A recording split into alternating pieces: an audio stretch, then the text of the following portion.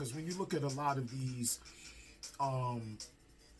Ratchet shows, they're full of angry, spewed language, people damaging themselves or others through words or physical interaction.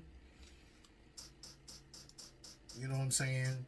Even in the music game, when we listen to, any common hip hop song, you know what I'm saying? I would say 9 out of 10.